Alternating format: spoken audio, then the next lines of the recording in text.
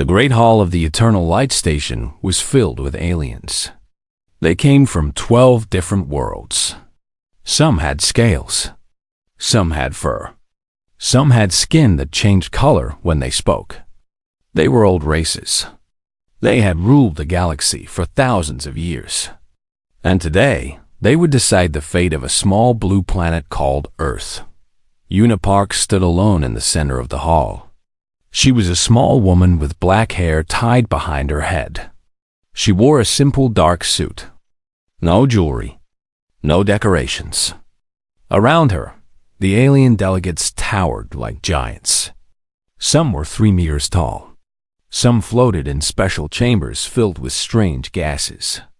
All of them looked at her with the same expression. It was not hate. It was not fear. It was not fear. It was something worse.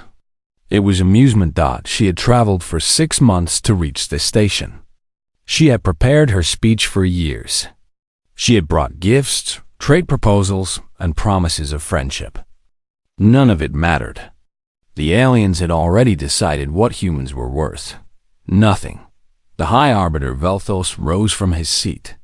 He was a Drenari, a reptilian creature covered in dark green scales. His eyes were yellow with black slits in the center. When he smiled, rows of sharp teeth appeared. He was the most powerful being in this part of the galaxy. His people had conquered 100 worlds. They took what they wanted. They destroyed what they did not need. We have reviewed the application from the species called humans, Velthos announced. His voice was deep and rough, like stones grinding together. We have studied their world. We have examined their technology. We have observed their behavior. He paused. The hall was silent. They are weak. Laughter erupted from the delegates. It was not polite laughter. It was cruel. It was the kind of laughter that came before violence. Velthos raised one clawed hand.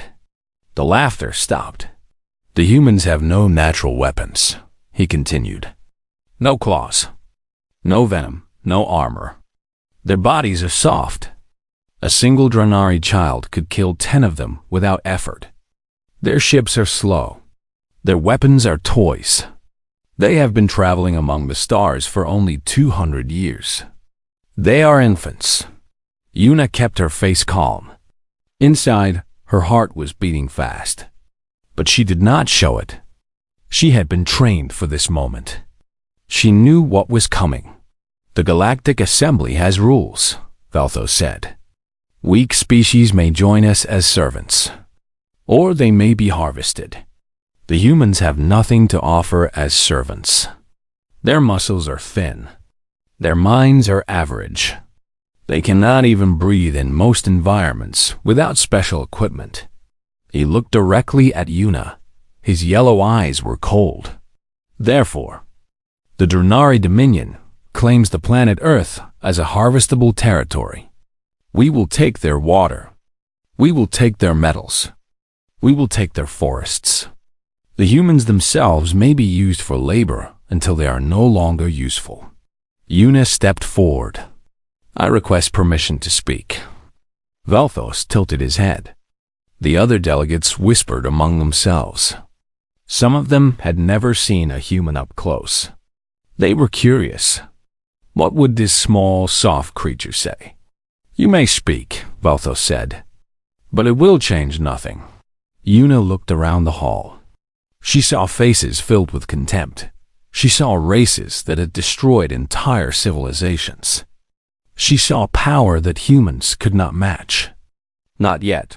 My people have a long history, she began. Her voice was steady. We have fought each other for thousands of years. We have survived ice ages, plagues, and disasters that nearly ended our species. Every time we fell, we got back up. Every time we were pushed down, we rose again. Some delegates yawned. Others checked their devices. They were bored. You see us as weak, Una continued. You see our soft skin and our small bodies. You see our slow ships and our simple weapons. You think you know what we are. She paused. You are wrong. Velthos laughed. It was a harsh, barking sound. Wrong? Little human, we have conquered species far stronger than you. We have crushed empires that existed before your ancestors learned to walk upright. What could you possibly do to us? Una did not answer the question. Instead, she asked one of her own. Do you know why humans smile when they are afraid? The hall went quiet. It was a strange question. The delegates did not understand. It is because we have learned that fear can be a weapon, Una said. When we smile, our enemies become confused. They expect us to run. They expect us to beg. But we do not run. We do not beg. We wait. Velthos leaned forward. For the first time, there was something other than amusement in his eyes. Something that might have been curiosity. Wait for what? He asked. Una smiled. It was a small smile, but it reached her eyes. For the right moment, she turned and walked toward the exit. The delegates watched in silence. No one had ever walked away from the High Arbiter before dotted the door. Una stopped. She looked back over her shoulder. You have made your decision, she said. And we have made ours. When your ships come to our world, they will find what they expect. Weak creatures. Easy prey. But I want you to remember this moment, High Arbiter. I want you to remember what I said. And what is that? Velthos demanded. You will regret this decision. Then she was gone. The hall erupted in laughter once more. The delegates mocked her words. They joked about the foolish human who had threatened the greatest power in the galaxy. But Velthos did not laugh. He sat in his chair and stared at the empty doorway. For just a moment, he felt something he had not felt in centuries. A tiny seed of doubt. He crushed it quickly. Humans were nothing. They would be harvested like all the others. He was certain of it. Deep beneath the mountains of Korea, there was a place that did not exist on any map. It had no name. It had no official records. To the world above, it was just rock and stone. But below the surface, buried under 2 kilometers of granite, was the most advanced military command center humanity had ever built. Admiral Taiho Kim sat in his chair at the center of the operations room. He was 62 years old. His hair was gray. His face was lined with wrinkles from years of stress and worry. But his eyes were sharp. They missed nothing. Around him, dozens of officers worked at their stations. Screens covered every wall. Data flowed across them like rivers. This room monitored everything. Every satellite. Every ship. Every weapon. And most importantly, every alien vessel that entered human space. The doors opened. A young officer rushed in with a tablet in her hands. Admiral, the transmission from Ambassador Park has arrived. Taiho took the tablet. He already knew what it would say. He had known for years that this day would come. Humanity had hoped for peace. They had hoped the galaxy would welcome them as equals. But hope was not a strategy. He read the message twice. Then he set the tablet down. They rejected us, he said quietly. And they have declared Earth a harvestable territory. The room went silent. Officers stopped typing. Conversations died. Everyone looked at the Admiral. How long until their fleet arrives? Someone asked. 3 months, Taiho replied. Maybe 4. They will gather their ships. They will celebrate their easy victory before it happens. That is their way. He stood up. Despite his age, he moved with the strength of a much younger man. Contact Dr. Choi. Tell her Project Silent Dawn is now active. An hour later, Taiho stood in a different room. This one was smaller. A single table sat in the center. Around it were 5 people. They were the leaders of humanity's secret defense program. Dr. Yoonji Choi was the youngest. She was 40 years old with short hair and glasses that she constantly adjusted. She was the lead scientist. She had spent her entire adult life working on technologies that the rest of the galaxy believed were impossible. "Admiral," she said, standing to greet him. "I received your message. Is it time?" "It is time," Taiho confirmed. "Show them what we have built." Yunji pressed a button. The table came to life.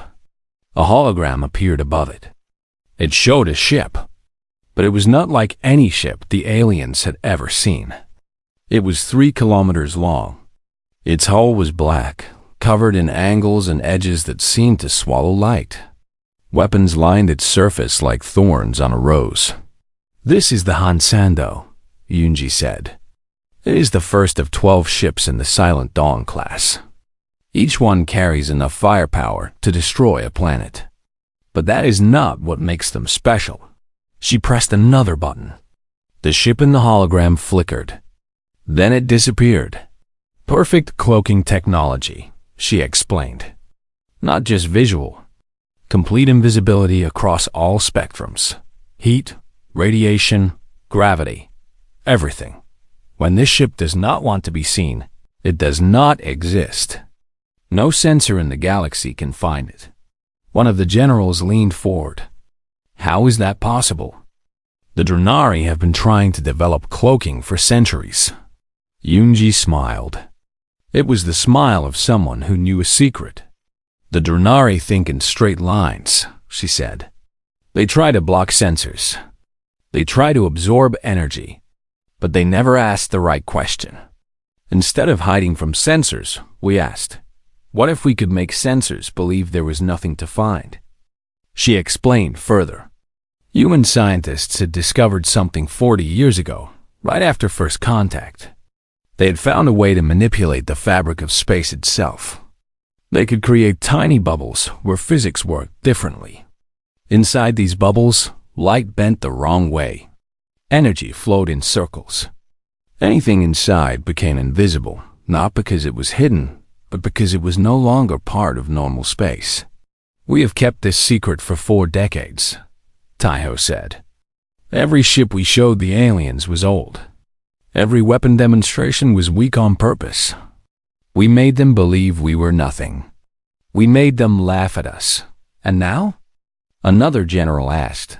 "Now we show them the truth." Taiho walked to a window. It was not a real window.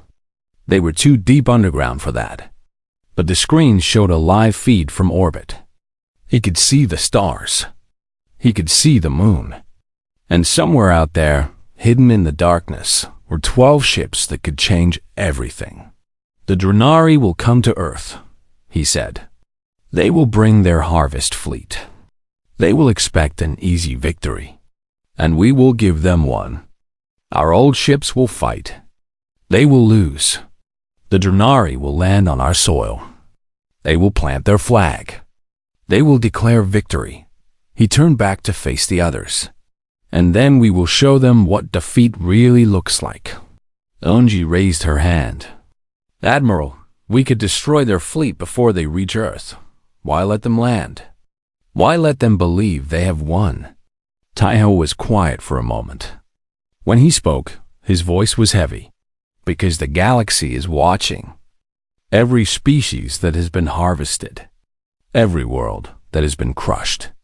They are all watching to see what happens to Earth. If we simply destroy the Drenari fleet, we become conquerors. Another powerful species with big weapons. The galaxy has enough of those." He clenched his fist. "But if we let them invade us, let them mock us, let them celebrate their victory, and then appear above their own capital with invisible ships they cannot fight, we send a different message. We show them that power alone is not enough. We show them that humans do not forget. We do not forgive. And we do not lose." The room was silent. "Wake the Hansando," Taiho ordered, "and pray that we are strong enough to show mercy when the time comes." The Drenari harvest fleet arrived on a Tuesday morning. 40 ships dropped out of faster-than-light travel just beyond Mars. They were massive vessels, each one designed for a single purpose: to strip a planet bare and carry its resources back to the Dominion. Commander Velthos the Younger stood on the bridge of the flagship. He was the son of the High Arbiter. He had demanded this mission. He wanted to be the one who conquered Earth. He wanted to be the one who made the humans kneel. He was young for a Drenari, only 90 years old. His scales were brighter than his father's, a deep emerald green that caught the light. His eyes burned with ambition. He had heard the story of the human ambassador. He had heard how she threatened the High Arbiter. He found it amusing. How many ships do the humans have? He asked. An officer checked the sensors. 12 destroyers, Commander. Old models. Their weapons are primitive. Velthos laughed. 12? We have 40. This will not be a battle. It will be a cleaning. He activated the communication system. His face appeared on every screen in the solar system. He wanted the humans to see him. He wanted them to know who would destroy them. People of Earth, he announced. I am Commander Velthos. I have come to claim what belongs to the Drenari Dominion. Your world, your water, your resources, and your lives. You have 1 hour to surrender. If you do not, we will take everything by force. He waited. 1 hour passed. No surrender came. Velthos smiled. He had hoped they would resist. It would make his victory more satisfying. All ships advance. Destroy their fleet. Then begin the harvest. The battle lasted 11 minutes. Earth's 12 destroyers flew out to meet the Drenari. They fought bravely. Captain Minji Yoon commanded the lead ship. She was 35 years old. She had never seen real combat before. None of them had. Humans had been at peace for almost a century, but she had her orders. Fight. Lose. Make it look real, Don. Her ship fired everything it had at the Drenari flagship. The weapons splashed harmlessly against their shields. Then the Drenari fired back. Minji's ship exploded. She ejected just in time. Her escape pod tumbled through space as she watched the rest of her fleet die around her. 11 ships gone in 11 minutes. Only debris remained. Velthos broadcast the battle across the galaxy. He added commentary, joking about how weak the humans were, how their ships broke like toys, how their weapons could not scratch Drenari armor. The other species watched. Some felt pity for Earth. Most felt nothing. They had seen this before. The weak always fell to the strong. Begin landing operations, Velthos ordered. I want troops on the surface within the hour. I will plant our flag myself. The harvest ships descended through Earth's atmosphere. They landed on coastlines around the world. Giant machines unfolded from their hulls, ready to pump water from the oceans. Drenari soldiers marched out in perfect formation. They wore powered armor that made them even larger, even more terrifying. They expected resistance. They found empty cities. The humans had evacuated. Deep bunkers beneath the surface held billions of people. The cities above were abandoned. Streets were empty. Buildings stood silent. It was like conquering a ghost world. Velthos landed in Korea, near a mountain called Hala. It was the highest point in the southern part of the peninsula. He wanted to plant his flag there. He wanted a dramatic image to send back to his father. His soldiers secured the area. Scanners found nothing. No weapons. No hidden bases. No traps. The humans had simply given up. Cowards, Velthos muttered. They could not even face us. He climbed to the peak of the mountain. The wind was cold. Snow covered the ground. He pulled out a flag bearing the symbol of the Drenari Dominion and drove it into the frozen earth. I claim this world in the name of the High Arbiter, he declared. Cameras recorded everything. Earth now belongs to the Drenari. Its people are our property. Its resources are our treasure. Let the galaxy remember this day. Far above, hidden in the darkness between stars, Lieutenant Ji Wuhan watched through the long-range sensors of the Hansando. She was 28 years old. She had been born on Earth, in a small town near the coast that was now being drained by alien machines. Her hands trembled with anger. Her family was in a bunker somewhere. Safe for now. But for how long? How long until the Drenari found them? How long until they were taken as slaves? "We have to act," she said. "Admiral, we have to do something. They are taking our home." Admiral Taiho stood beside her. His face showed no emotion, but inside, he felt the same rage, the same pain. He had given the order to abandon the surface. He had told his people to hide like animals in holes. It was the hardest order of his life. "Not yet," he said softly. "Why?" Jiwoo demanded. "We have the power. We could destroy them right now. We could save everyone." Taiho put his hand on her shoulder. "Because this is not about Earth anymore. This is about the galaxy. Every species that has ever been harvested is watching us. Every world that has ever been crushed is waiting to see what happens. If we strike now, we save ourselves. But if we wait, if we let them believe they have won, and then we appear above their own capital." He let the words hang in the air. "We save everyone." Jiwoo closed her eyes. Tears ran down her face. She understood. She hated it, but she understood. On the surface of Earth, Velthos celebrated his victory. He did not know that 12 invisible ships were watching him.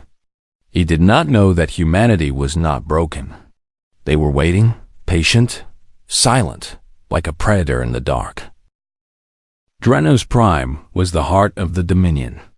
It was a massive planet, twice the size of Earth, covered in cities that stretched from pole to pole. Towers rose 10 kilometers into the sky. Ships filled the air like flocks of metal birds. 200 warships patrolled the orbital space around it. Defense platforms bristled with weapons that could destroy moons. No enemy had ever reached Drenos Prime. No enemy had ever tried. It was the most protected world in the galaxy. The High Arbiter Velthos stood on the balcony of his palace. Below him, millions of Drenari celebrated. His son had conquered Earth. The harvest had begun. Soon, fresh water and metals would flow into the Dominion. It was a great day, Father. The young Velthos appeared on a holographic screen. His image flickered slightly from the distance. The humans have been completely subdued. Their population is in hiding, but our scanners will find them soon. The harvest proceeds ahead of schedule. The High Arbiter nodded with satisfaction. "You have done well, my son. Return home. We will celebrate your victory properly." "Thank you, Father. I will depart within the hour." The screen went dark. Velthos turned back to the celebration below. Fireworks exploded in the night sky. Music filled the air. His people chanted his name. Then the sky changed. It happened without warning. One moment, there was nothing above the palace but stars and fireworks. The next moment, there was a ship. A massive, black ship that had not been there before. It simply appeared, as if reality itself had opened the door. The Hansando hung in the air, 3 kilometers of dark metal and sharp angles. It was close. Too close. Its shadow fell across the palace, blocking out the light of the celebration. Weapons that no Drenari scientist had ever imagined lined its hull. The fireworks stopped. The music died. Millions of faces looked up in confusion. Then, in fear, every screen on the planet flickered. Every device. Every communication system. They all showed the same image, a human face. An old man with gray hair and sharp eyes. Admiral Taiho Kim. "I am Admiral Taiho Kim of the United Earth Navy," he said. His voice was calm, almost gentle. "You have invaded our home. You have declared our people harvestable.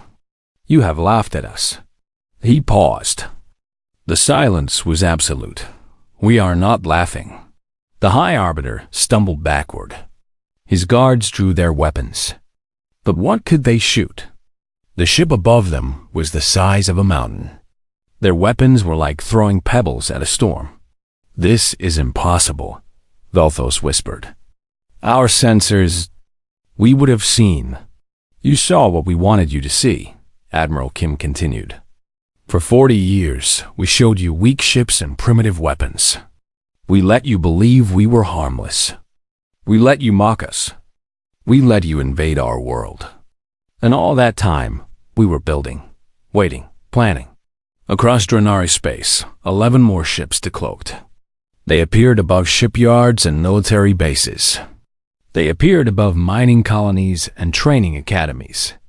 Each one was a sister to the Hansando. Each one was invisible until it chose not to be. The Drenari military scrambled to respond. 200 warships turned their weapons toward the Hansando. Defense platforms locked on. Thousands of missiles prepared to fire.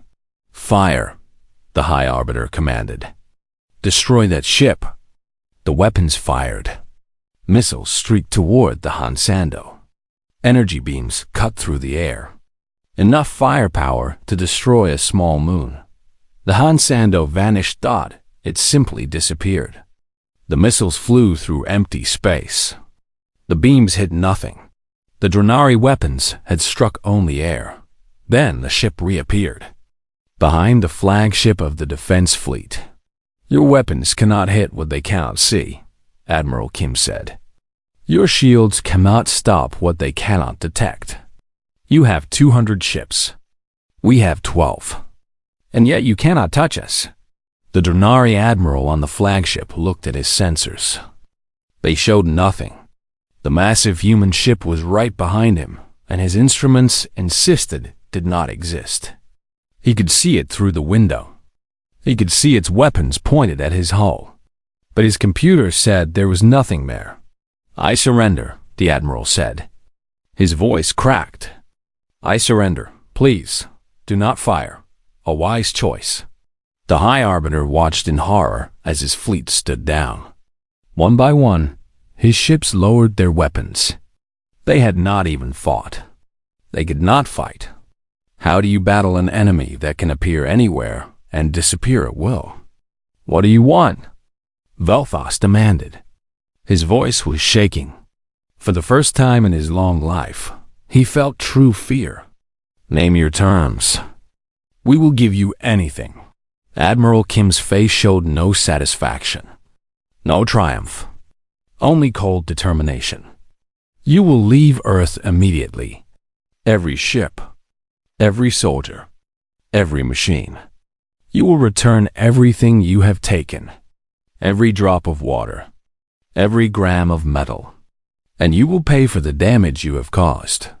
"Done," Velthos agreed instantly. "It will be done. I am not finished." The Admiral's eyes hardened. "You will also free every species you have ever harvested. Every slave on every world will be released. Every colony will be given independence. The practice of harvesting will end. Forever." Velthos stared at the screen. This was not just about Earth. This was about everything. The humans were not just saving themselves. They were dismantling his entire empire. "You cannot ask this," he protested. "Our economy depends on. I am not asking." The Hansando's weapons powered up. The hum was audible even through the vacuum of space. Lights along its hull glowed bright blue. The message was clear: agree or die. "One more thing," Admiral Kim added. "You will remember this day. You will tell your children and your children's children. You will teach them that humanity does not conquer. We do not enslave. We do not harvest. But we do not forget those who harm our home. And we do not forgive." The High Arbiter fell to his knees. His guards stood helpless around him. His fleet hung powerless in space. His empire crumbled with every word the human spoke. "I accept," Velthos said. I accept all your terms, Admiral Kim nodded. Then we are finished here. The Hansando recloaked. It vanished into the darkness as if it had never existed. But everyone who had seen it knew the truth. The galaxy had changed. The humans had changed it, and nothing would ever be the same.